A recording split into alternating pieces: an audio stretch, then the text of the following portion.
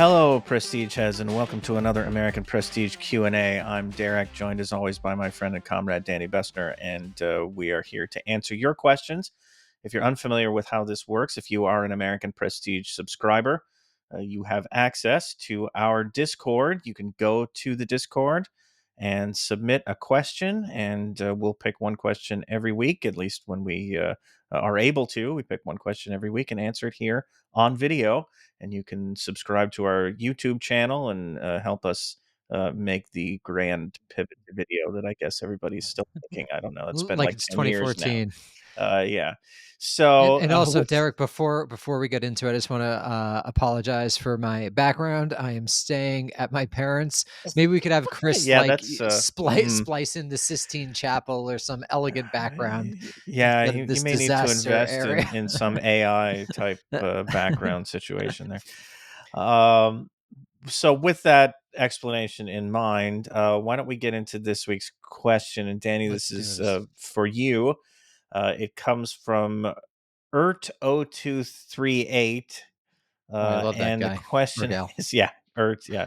And the question is, on occasion, Danny has said he sees 21st century international relations as being much more non-ideological than the 20th century. I'm interested in hearing his thoughts developing what this might look like, particularly regarding the role of international institutions like the UN that are partially products of the uniquely ideological 20th century. As we know from the US, the sheer inertia of functionally paralyzed institutions can still be powerful conditioners of behavior. There doesn't seem to be any appetite for completely abandoning international institutions. Even Israel sent its legal team to the ICC. I suspect he means or he or she or they mean the ICJ. Okay, yeah.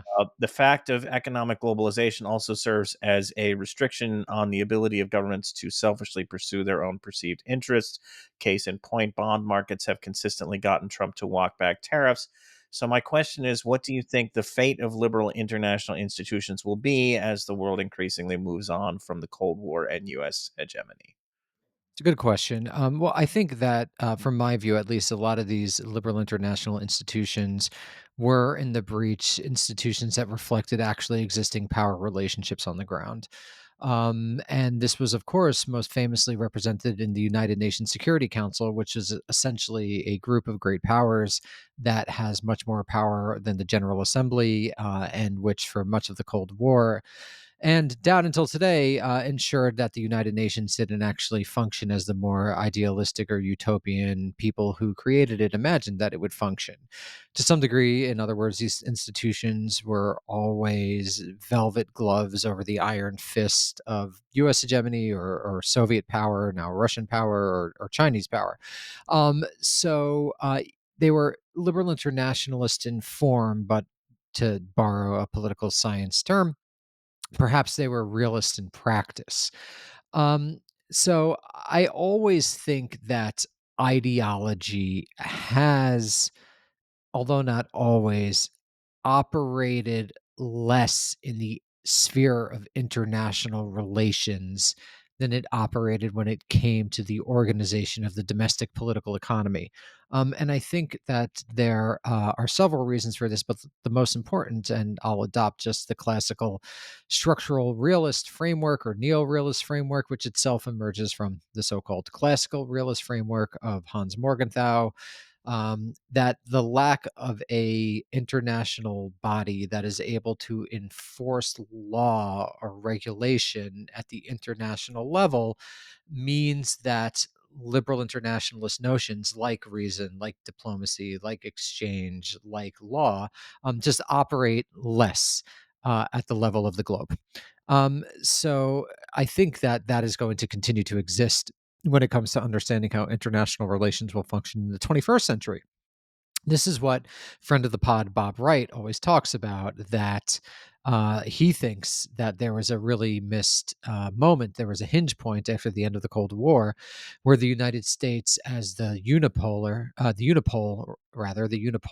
power, would have been able to surrender some of its sovereignty or some of its power to actually enforce international law and to follow the dictates of international institutions. And Bob would point to various moments in the 1990s and 2000s where there was buy in to various invasions or various humanitarian interventions as the path not taken when it came to international relations.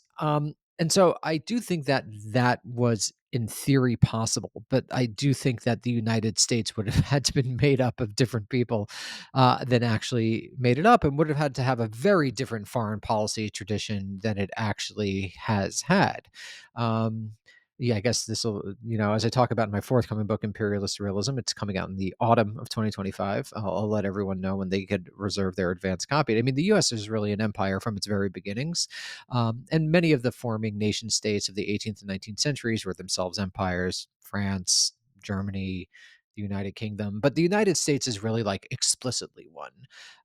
If you think about the expansion from the eastern seaboard, the displacement of indigenous peoples, the declaration of the Monroe Doctrine, which by the late 19th century, Monroe Doctrine's 1823, it's operating roughly by the late 19th century. You get the Spanish American War, you get the seizure of various colonies during that war, you get World War II. I mean, the United States' history is just one of really expansion from an eastern seaboard nation to a continental empire, to a hemispheric empire, to eventually a global empire.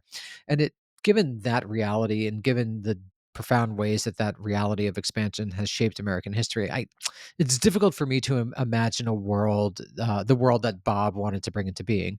And of course, the kind of proof of that is that it didn't come into being. That the United States acted pretty rapaciously, pretty aggressively, pretty quickly after the end of the Cold War. So I think that's probably going to continue to be true.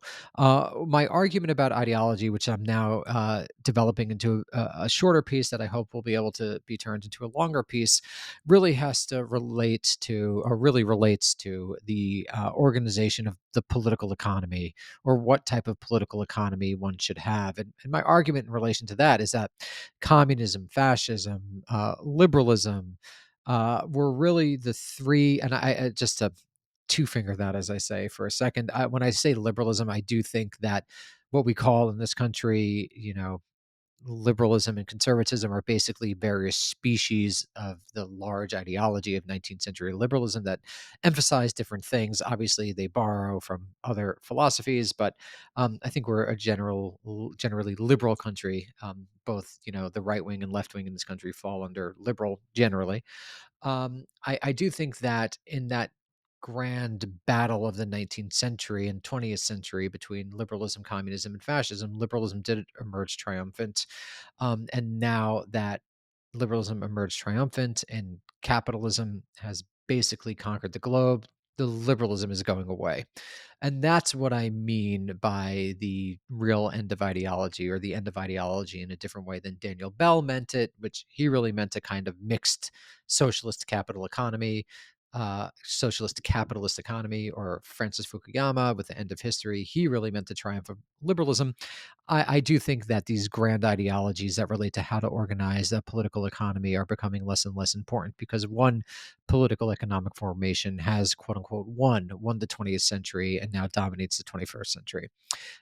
So those are my thoughts on that. But Derek, I don't know if you have anything to add, or what on that are. Well, I guess I would ask if you find it curious that these institutions linger on despite what we know about. Like, to me, the end of the United Nations as an ideal, as the way that we govern the world, or we try to govern relations between nations, died when the U.S. invaded Iraq without anything happening. Not just that it invaded Iraq without any sanction or permission from the United Nations, or any case really to be made that this was a justifiable thing under the UN Charter, but that nothing happened to the US as a result of that, right? Like, there's always going to be countries that break the quote unquote rules or break international law.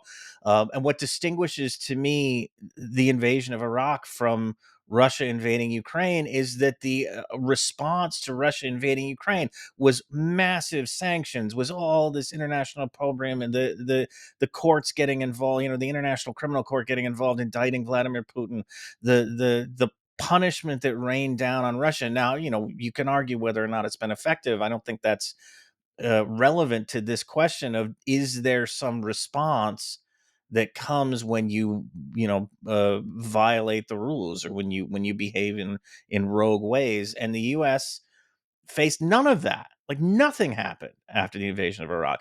And so, to me, like, that's the end of it. That's the end of this pretense that the UN matters, that the UN Security Council even matters, that any of these legal bodies matter. And yet, you still have, to the present day, Israel, as the person who asked the question said, Israel sending a legal team to the International Court of Justice, knowing that the International Court of Justice is irrelevant. Whatever it rules, nobody can enforce it. Nobody's going to try to enforce it. You wonder, why even bother? I guess it's a reputational thing, or some fear that some country, the UK or somebody, would impose sanctions, which they're not going to do. They did actually sanction, I think, Itamar Ben Gvir and Bezalel Smotrich today, but like, that's the lowest possible hanging fruit, and it took them this long to do that. Or you have the U.S. still running cover for what's happening in Gaza at the Security Council and vetoing ceasefire resolutions, when the alternative to me is just to say, pass whatever the fuck you want. We're not going to do anything about it. Like, we're not actually going to respond to it. It's irrelevant. You could break the power of that institution, which may not be in US interest, although I suspect people inside the Trump administration would argue differently. But it's just curious to me that, like, these things have lingered on as long as they do, when they're provably empty shells. Well, the norms people would argue that that indicates that the norms do matter.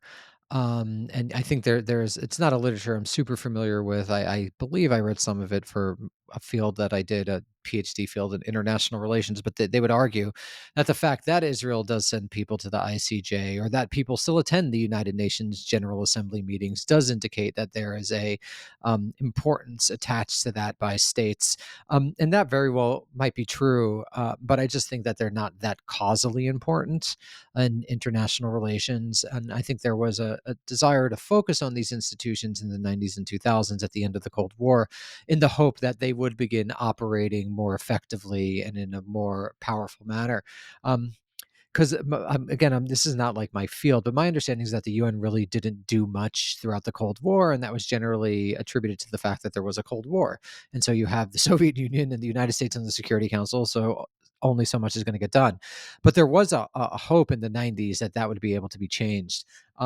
But it didn't change, and I do lay the blame for that at the United States. I think that you and I would both like a world where law did operate, where international institutions did matter, where weaker states, materially weaker states, would have a say in how the globe is governed. But that was just, again, with the actual people who were in the United States at the time, was never really going to happen. So it is a lost opportunity. But this is why I do focus on, people would criticize by just saying like, America bad, and I'm under no illusions that other countries are good, but I do think that, one, as an American citizen, I do have particular responsibility to speak to the conditions of the country in which I have a political say. But two, I do also think that objectively, the United States was the most powerful nation for quite a long time, still is the most powerful nation, though China is rapidly approaching us, and therefore does shoulder more of a moral responsibility to try to bring the world that I would want to see into being.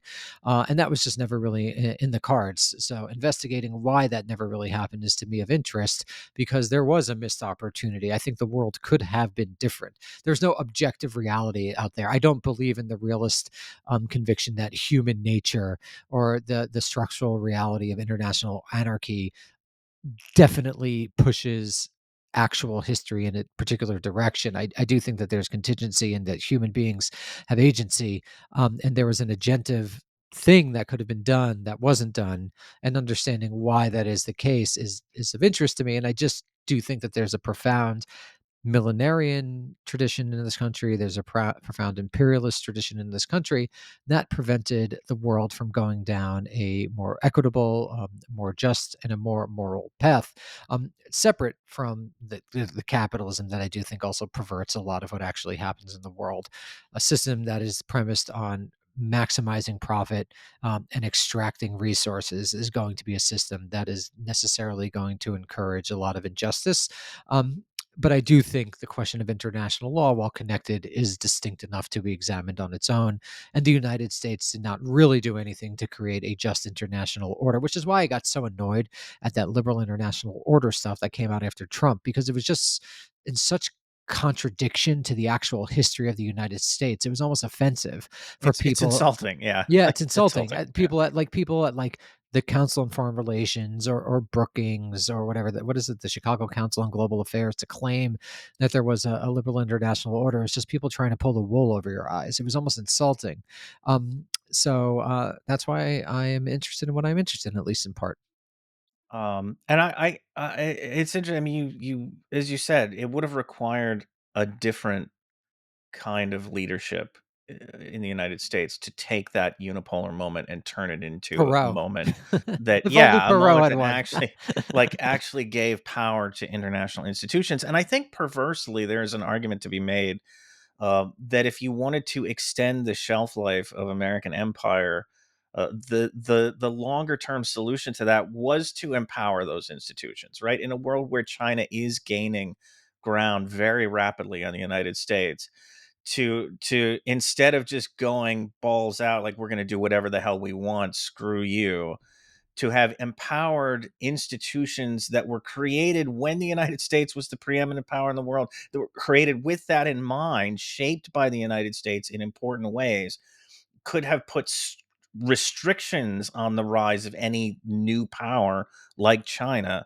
And I think, for the people who like the idea of the U.S. remaining top dog, they probably blew it on their own terms in that moment. They did. I mean, and then that is a capitalist logic of short-term profit, which I think really does pervert a lot of thinking and action in the modern world. Like you have a fiduciary responsibility to increase shareholder value. Similar logics operate in international relations, and I think it prevented the type of world that, again, Bob Wright would want to see, a world that I would want to see as well. But I just think that where I disagree with Bob is I think that that ship has long sailed, and you're never going to get that world unless you focus on basically reducing the power of the United States. And maybe in 2 centuries, we'll be able to do that. But Derek, that's all I have to say about that. I just want to say, Chris, maybe you can make my background like the Ninja Turtles sewer. I think that would be pretty cool. I think like That'd be our very fans appropriate. Yeah. would really enjoy Uh, that. But yeah, yeah. that's basically my take on that. All right. Well, we'll leave that for Chris to take care of. But thanks everybody for watching. Thanks for supporting the podcast. As always, if you like the show, please give us a review in whatever podcast app you're using. Rate the show and write a little something. It helps us out. And please subscribe to the YouTube channel. That also helps us out. And I guess that's it. Danny, do you have Well, anything else? keep on Any rocking other in the calls free to action? Yeah, world. keep on rocking in the free world, And obviously. we love you. I've decided we should start ending our YouTube videos with "We love you." All right, that's the great. ultimate message of I'll love. I'll I'll leave that to you. But thanks everybody, and we'll see you next week. That's